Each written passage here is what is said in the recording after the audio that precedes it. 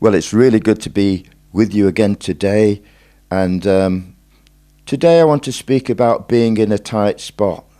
And if you're in a tight spot today, or you might be sometime in your life, I want to show you a way out today.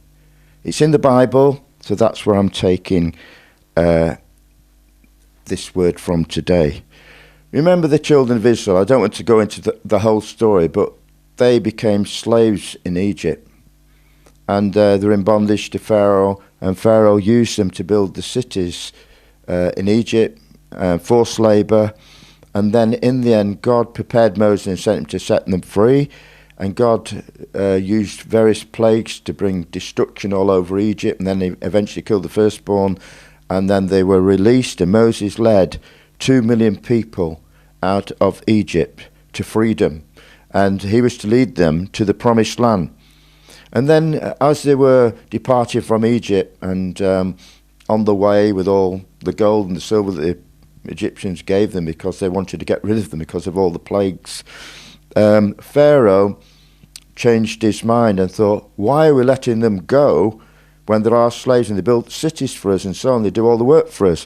And so he got his choice chariots together, all his armies together, and pursued Israel to try and attempt to bring them back. And so he sent his choice chariots after them. And then God led them to the Red Sea through a wadi or a snake-shaped canyon. 2 million Jews, 2 million Hebrews he led through the snake-like canyon. Now, archaeological surveys have now pinpointed the actual route, and it's a snake-like canyon that led to that place where they ended up on a beach.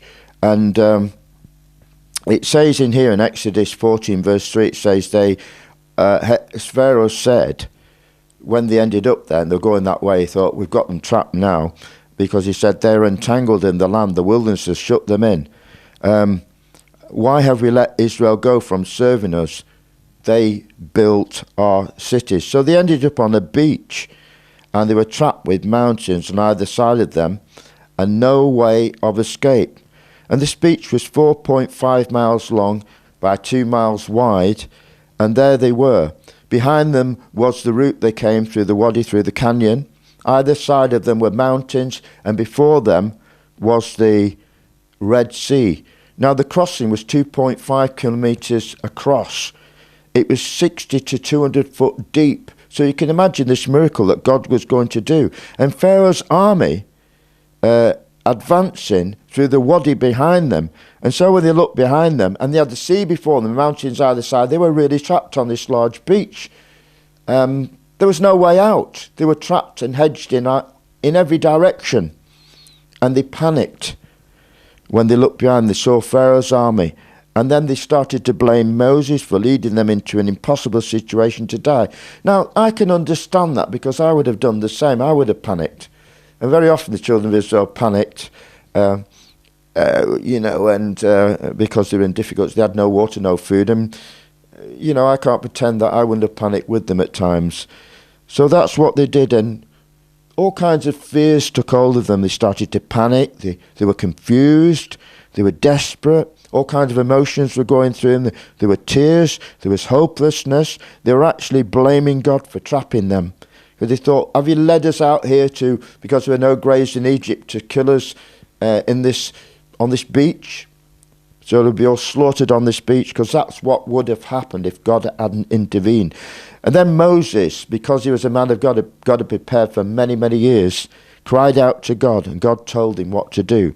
And God said to Moses, lift up your rod and stretch out your hand over the sea and divide it. It was a simple thing that God asked him to do. So Moses obeyed, and the sea parted, and they passed through it on dry land. The waters, it says, the scriptures here say, the waters were divided with the wall of water on their right hand and on the left. So the waters congealed. Remember, this is 60 to 200 foot deep, this water, enough to drown all Pharaoh's army and all his chariots, a lot of them.